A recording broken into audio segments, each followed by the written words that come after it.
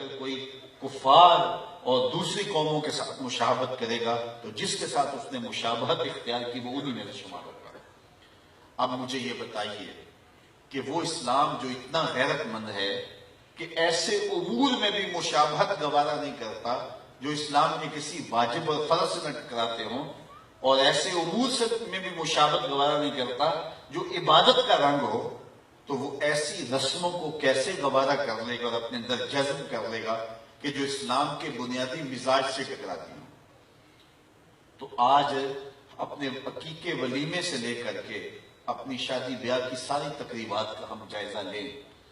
کہ ہمارا کیا کیا انداز، ہمارے کیا کیا تیور بن گئے ہیں جو اسلام کے مزاج سے ہی ٹکراتے ہیں۔ یہ ویلنٹائن ڈے کے نام سے جو بدتمیزی مغرب سے میڈیا کے ذریعے ہمارے تک پہنچی،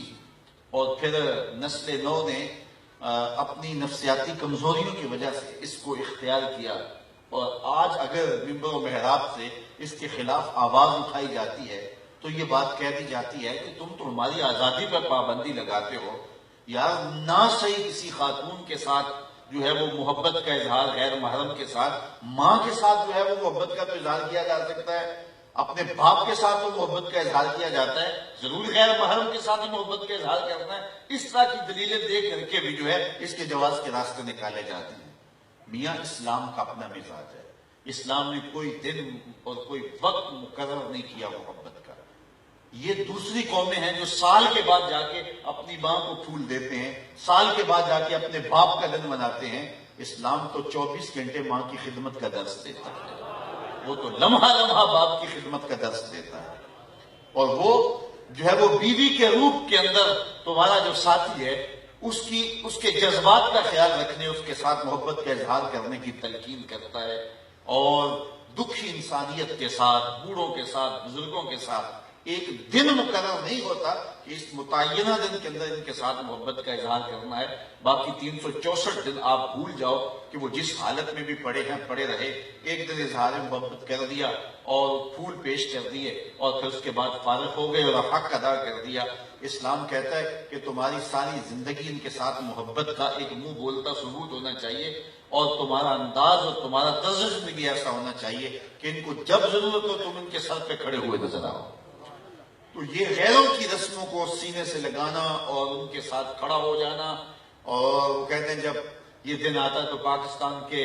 جو ہے وہ سٹالوں سے پھول نہیں ملتے ہیں اور کیا کیا تماشے لگتے ہیں۔ یار ایک مومن کو کیا زیبا ہے، کیا اس کے لائق ہے کہ وہ غیروں کی رسموں کو سینے سے لگائے اور پھر اس کو نبھاتا پھرے اور اس کے اوپر دلائل دیتا پھرے، اور یہ جو ہے وہ میڈیا کے اوپر بیٹھ کے ٹین ٹین کرنے والے 2 نمبر دانش پر اس پہ باتیں کرتے پھرے۔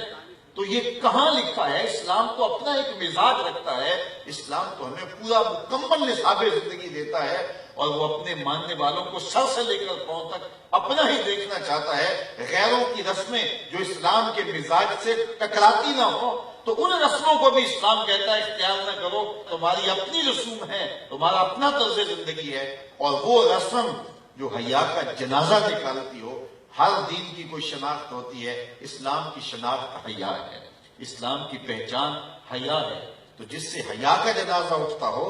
تو حیا کے پردے چاک ہوتے ہوں، تو اسلام کس طرح اس کی حوصلہ افزائی کی اجازت دے گا؟ تو میں اور آپ بطور